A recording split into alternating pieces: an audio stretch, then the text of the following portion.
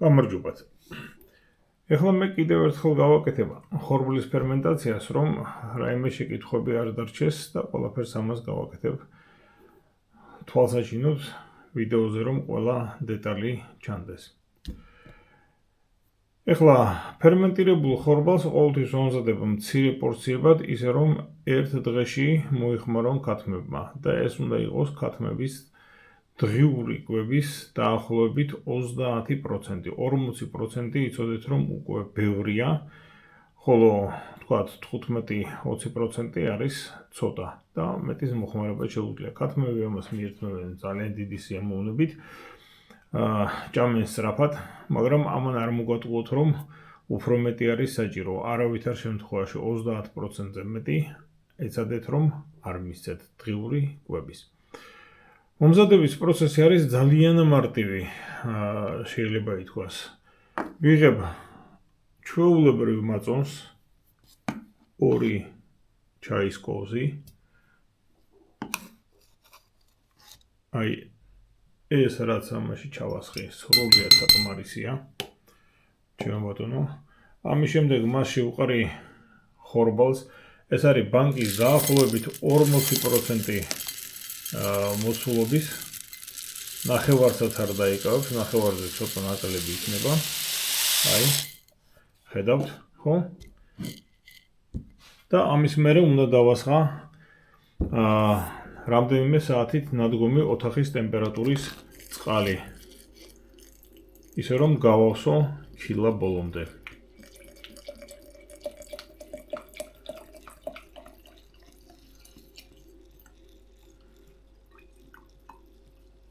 ეს არის ფერმენტაციის პროცესის მომზადება. ამის შემდეგ ვახურავ თავს, ვანჯღრევ კარგად, რომ კარგად შეერიოს, თორე თავისით არ შეერევა ის. ბატონო, აი ეს დაირია და ამის მერე ეს უნდა მოვათავსო ან სამზარეულოში ზედათაროზე, სადაც თბილა, და თუ გაქვთ თერმოსტატი და თერმოსტატის ქონა უკეთესია, 28-დან 30 გრადუსამდე უნდა იყოს თერმოსტატი დაყენებული. მე სწორედ ასე მაქვს. თერმოსტატის დამზადებაზე სახელმწიფო პირობებში იყო ცალკე ვიდეო, შეგიძლიათ მოძებნოთ ჩემს არხზე. 5 დღე ჭირდება აი ამას. ანუ რეალურად ქათმებისათვის გვჭირდება 5 ბანკა. ან 5 სხვადასხვა ჭურჭელი, რომელსაც თერმოსტატში მოვათავსებთ და ყოველდღიურად თითო-თითოს გავხსნით და თითო-თითოს დავხარჯავთ. ეხლა აი ეს უკვე 5 დღისა დააკვირდით განსხვავებას. ამაშითაც ზუსტად იმდენივე ხორბალი ჩავყარე და ხედავთ, როგორ გაიზარდა ხორბლის მოცულობა. ანუ სითხე, ასე ვთქვათ, გაჯირჯვდა. ამაში გამრავლებულია უკვე ლაქტობაქტერიები, მომხდარია ეს ფერმენტაციის პროცესი, ხორბალი გაღვივებული არ არის, აქ ღივის ჩახშობა ხდება და ანაერობული პროცესი მიმდინარეობს, იმიტომ რომ ჟანგბადი არ მიეწოდება გარედან. ეს დახურულია, ну ძალიან მჭიდროდ არა, მაგრამ დახურულია. ეხლა შეხედეთ რას ვაკეთებ აი ამ მზა ხორბლიდან. აბატონო, თავზე ამჯერად პკე არ აქვს. პკე რომ მქონოდა, ეს პკე ობია და უნდა მოვაცილოთ, ანუ კოვზით მოვაცილებთ, ობს ვაგდებთ, ხოლო დანარჩენს უბრალოდ დრუშლაკით გადავწურავთ. აი, აგერ მაქვს დრუშლაკი. ხედავთ, ხო? აი ამ დრუშლაკზე გადავწურავ, ხევით წავა სითხე. აბატონო, ეს გადმოვყარე და ვაცლი როდის დაწყდება. მაქსიმალურად ჩამოვყაროთ ამაში. ნუ, ჩვეულებრივად კოვსაც უსვამ ხოლმე, უბრალოდ ახლა ცალი ხელით კამერა მიჭირავს და. ეხლა, აი ეს რაც ამ დრუშლაკზე დარჩა, ეს ყველაფერი წავა ქათმებთან. ქათმებისათვის ჩათვალეთ, რომ ხორბლის საკვები ღირებულება გაიზარდა 30 ჯერ. 30% უკაცრავად 30 ჯერ არ გასტილა ნამდვილად, 30%-ით ნამდვილად გაიზარდა. აქ მოშორდა ფიტინის მჟავა და გარდა ამისა მოხდა ფერმენტაციის პროცესი, თქვათ, ღივში წარმოიშვა უამრავი ცილა, შემდეგ მოხდა სახამებლის ნაწილობრივ დაშლა ამილაზებით და ასე შემდეგ. ეხლა ჩვენთვის ძალიან მნიშვნელოვანია ქვევით რო დარჩა ეს სითხე, რომელიც სავსეა ლაქტობაცილებით, რა შეიძლება გავაკეთოთ ამ ლაქტობაცილების შემცველი სითხით. სითხეს, რომელსაც აქ ხედავთ, ეს გადასაქცევი ნამდვილად არ არის. ეს არის უაღრესად ძვირფასი ბიოპრეპარატი. და მე გეტყვით მის რამდენიმე გამოყენებას. პირველი შეგიძლიათ ეს გამოიყენოთ როგორც ასუკი, ოღონდ უკვე გაზაფხულზე, ეხლა ზამთარში არა. ზამთარში არაფერს არ გააკეთებს ლაქტობაცილა, რომ ნიადაგს დაასხათ, უბრალოდ დაიხოცება. ამიტომ გაზაფხულზე და ზაფხულში ვაკეთებთ რას?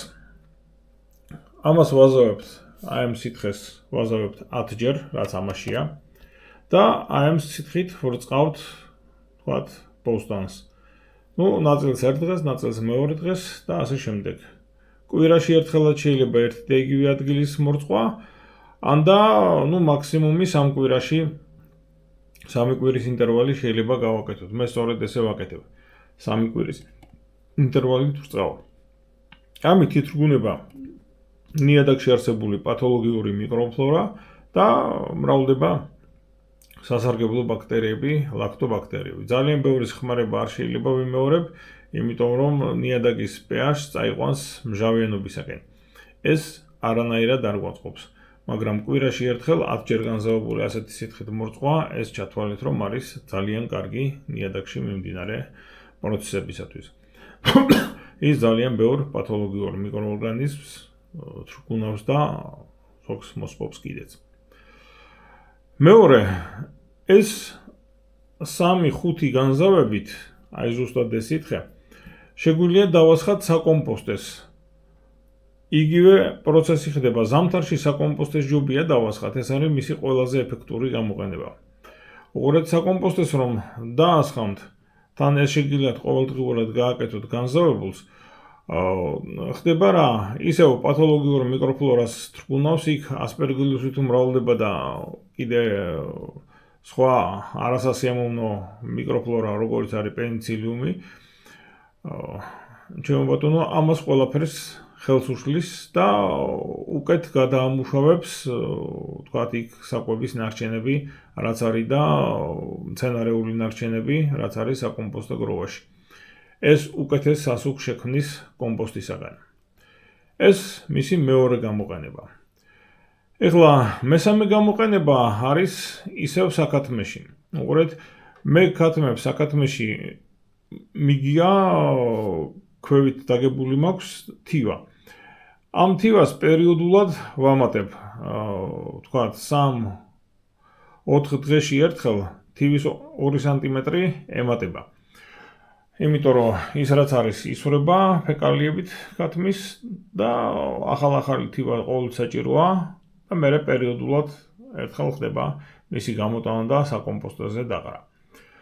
ეხლა ასეთი რამ, ეს პრეპარატი, რაც მივიღეთ ბაქტერიული პრეპარატი ლაქტობაცილების, 2 ჯერ გვიმცირებს თივის ხარჯს. უყურეთ, ერთ დღეს რომ ამას ვაზავებთ უკვე 20 ჯერ, ეს საკმაოდ დიდი განზავებაა.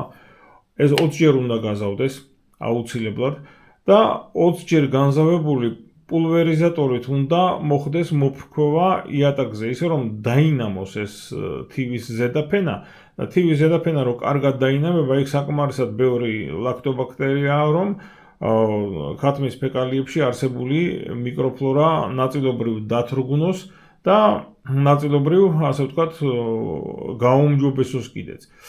ეხლა ერთ დღეს რომ ამას დავასხამთ 24 საათის მერე ვაყრი ახალ თივას 2 სანტიმეტრს ვაყრი. ეხლა რა ხდება? საფენის ზედაფენაში არის მჟავეა გარემო, სადაც ლაქტობაცილები მუშაობენ და თრგუნავენ იქ დაწყებული სალმონელებიდან დამთავრებული კლეპსიელებით. ეს დათრგუნული ბაქტერიები, რა თქმა უნდა, ყველა ასე ვთქვათ, ყველა არ იხოცება, მაგრამ ქათმებს კონტაქტი მაინც აქვთ მათთან, მაგრამ ეს ფაქტიურად არის ქათმის იმუნიზაცია. ასეთ დათრგუნულ ბაქტერიებთან რაღაცნაირი კონტაქტი.